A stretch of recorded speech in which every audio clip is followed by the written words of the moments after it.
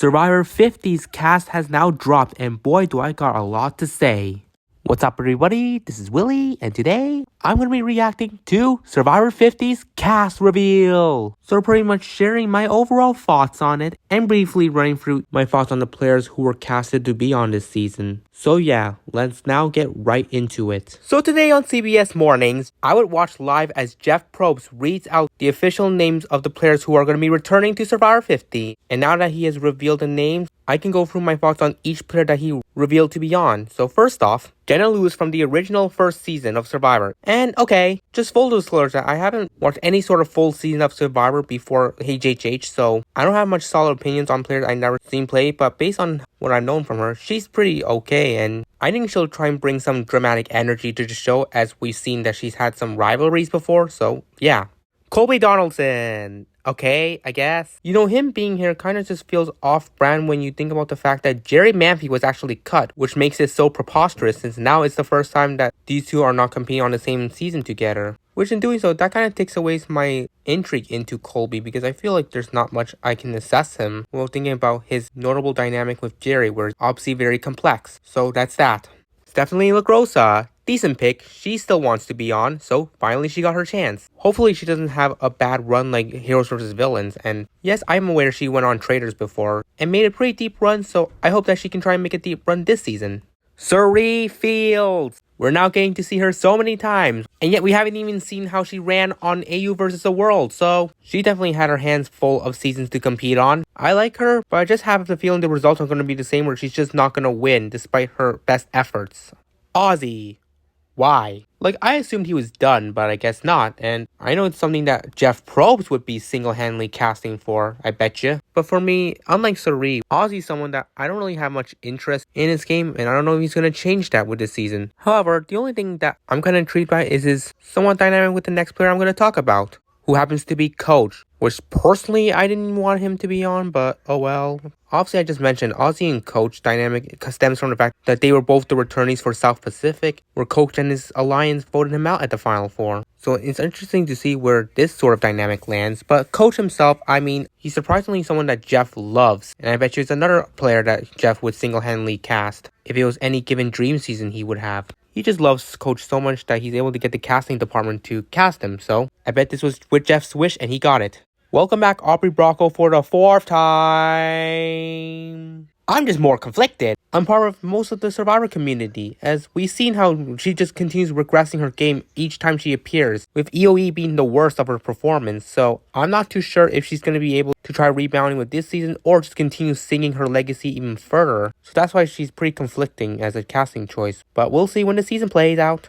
And now finally, Chrissy Hoffback, someone who I'm absolutely excited to see play again, because obviously she was a player who was competing on the first Survivor season I watched, and I was really upset when she lost, so I hope she can make up for that loss and to pull out a dub, which is absolutely what she was robbed of from the last season she played. Let's go, Chrissy! Now we run through a group of players who are returning from the same season, which is David vs. Goliath, and we start off with Christian, who was a pretty obvious choice, and he was a very outstanding player that season. I did enjoy his energy out there, and now that he's finally returning to Survivor, let's see if he's going to be able to have more gusto to pull off some epic moves like he did before. Welcome back, Angelina! I'm looking forward to see if you finally got Natalie's jacket to bring to the island. Hopefully she gave it to you. But anyways, she was such fantastic TV, and I absolutely adore her. And plus, being such a master negotiator, that she's the reason Jeff does these rights negotiations in the new era. And I think she's a competent player too. I know some people don't see it that way, but if you do watch David vs. Goliath, she does pull off some moves in the early phase of the game. So why not give her some of that credit, and hopefully she can try and redeem herself this season by being a better player. And then we have Mike White, the raw player of David vs. Goliath, who should have won over Nick. Because blah. I think Mike White was playing the best game because he single-handedly made a lot of good moves and was barely having his name written down besides the final 5 round, which even then, his threat level was shielded by bigger threats in front of him, and that's really masterful gameplay there. I think Mike White easily deserves this spot, and hopefully he can demonstrate the gumption he has to win. Dun dun dun dun dun dun. Rick Devens is on Survivor again, this time on Survivor 50. Which for me personally, whatever. I don't mind Rick Devens, but I didn't care for him on EOE, even though he was a big character. But come on, I'm not surprised because he was expected to return. And obviously, the first chance for players in his caliber to return, he took that first chance, so here he is. New era time. Jonathan Young's the first to talk about. And let's just say he is someone that Jeff would obviously simp on because he's such a challenge beast. But for me, I don't care about Jonathan. But you know what? We'll just see how he does. Maybe he'll play a different kind of game. What the flip? She actually said yes. Yep, it is Emily flipping alright. I'm psyched to see her again. And it also leaves me a lot of theories on if she was actually trying to trick us because she's been actively saying she doesn't want to play Survivor again, but here she is playing her second time. So she might as well live up to her surname being Flippin because she loves to flip the switch. And she just did that on us, and hopefully maybe she can flip the win switch. And to follow with Survivor 45, we got Dee Valladares, the winner, the first one I'll talk about, which, alright, let's see how well she'll do on a given season now that she has the winner status coming into it. And she does play dominantly well, so maybe she can use that to her advantage so people can bring her further into the game. I'm definitely interested to seeing how she plays this season. And now we get another season with a group of players in Survivor 46, and we start off with the most random returning choice in this season, Tiffany. I don't care how much what the hell comments she's gonna get for being a returning on this big season, but honestly, I think she definitely is warranted for the spot, especially with a dynamic that she's gonna come in with someone else that I'm just about to talk to. Also, finally, there was a time earlier this year where Tiffany competed on the RHAP Traders, and because of her infectious energy on that mini game,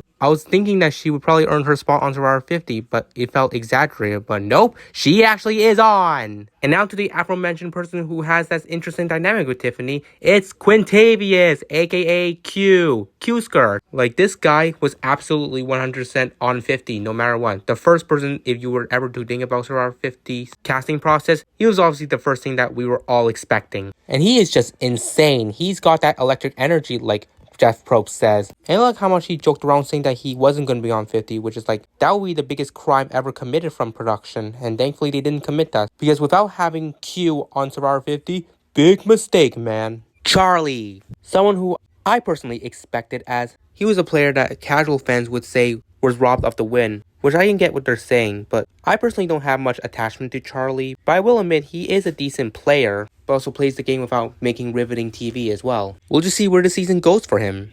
And then Genevieve, someone who I never would have expected to be that big of a player on her respective season, assuming that she would have been an early boot. But nope, I underestimate her way too much, and she played pretty decent. Although I never really cared for her too much, she did have some interesting approaches to the game, which is why now she earned her spot on Survivor 50. And especially being a Canadian representative, we'll see if she can make merge again, since there's this weird status with Canadian players who are currently residing in Canada at the time of filming where they never are voted out pre-juries. Which, for clarification, this status would apply to players like Erica, Drea, Omar, Marianne, Kane, Caleb, Venus, and Genevieve, which none of them were pre-jurors, so that's impressive. And hopefully Genevieve can maintain that streak. And then to the final known group of players revealed, we begin with Camilla! Her parents joked about her being the first boot. Well, she wasn't, and now she's a legend coming into Survivor 50. I'm absolutely stoked for her, and because she's coming in with a dynamic with another player, it's definitely going to elevate some intrigue on how she's going to do on this season. So then, there's Joe Hunter, another player that Jeff absolutely would simp on and would do anything he can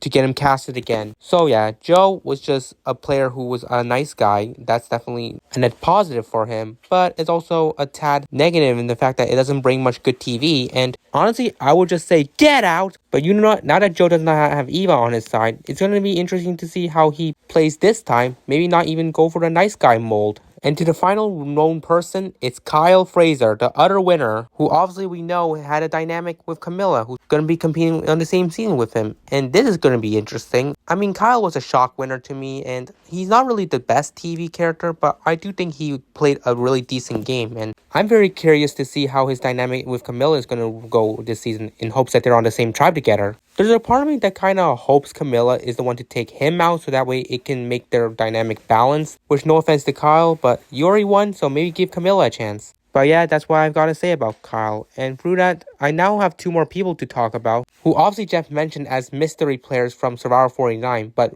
Inside Survivor has clearly tipped us off on who those players are going to be. So I am going to warn that you don't want to be spoiled on who's going to be on. You may skip this part, so I'm going to give you a few seconds to do so while you can. So you good? Because I bet you stayed on for the curiosity anyways. Well, I'm now going to go right into revealing who they are. So this is Rizzo, aka Rizgod. I guess that's what he's going to go by, which, sure. Then again, I will talk more deeply about 49 on my trailer reaction video, but for my brief assessment on Rizzo, who's probably a fun character on that season and production loved him, so they wanted to bring him back, so here he is. And then for the other person, the one I'm actually way more excited for, it's Savannah! Which yeah, obviously these two haven't had their season aired yet, but Savannah is someone that I'm more excited for, both for 49 and 50, since she's the kind of archetype that I always root for any given reality show. And considering this cast is lacking proper diversity, she can add a bit more diversity even though it doesn't hit that 50%. But anyways, because she's earned her spot on Survivor 50, that means she does incredibly well on Survivor 49, which makes me feel happy because I love that production decided to pick her to be the female representative of that season. So I'm pumped. So wrapping up everything, here's the final cast. Credit to reality TV fan for making this collage. Give him a follow on Instagram. But yeah, I know everyone on social media is like, what the actual flip is this? Which I do have somewhat a fair share of, but I do find this has to be somewhat of a mixed bag. Not that it is entirely a disappointment, but it feels like there are a lot of big names that were cut, which also took away some of the excitement for the season. Like there were some people like Jerry Mampy, like I mentioned, Abby Maria, and then there's people that I wish were on, someone like Bisepia, Sean Rector even, and surprisingly Rachel Lamont, even though she's not good TV, I would have loved for her to represent her archetype on a returning season, but nope. Oh yeah, and I should also mention Marianne too. Like there were a lot of like good names that Survivor had and just didn't allow them to make the final cut, so that was pretty disappointing. But the cast we got, I'm just saying it's okay, not that I'm entirely satisfied with what we got, but it's still a season of Survivor, and because it is a big season of returnees, I'm still hyped for the season, so I'm definitely staying tuned for it in next year's spring. So I guess that's it. I appreciate you all tuning in to my mixed bag reaction to the cast of Survivor 50. Hope the season goes well. With that, I'll see each and every one of y'all in another video.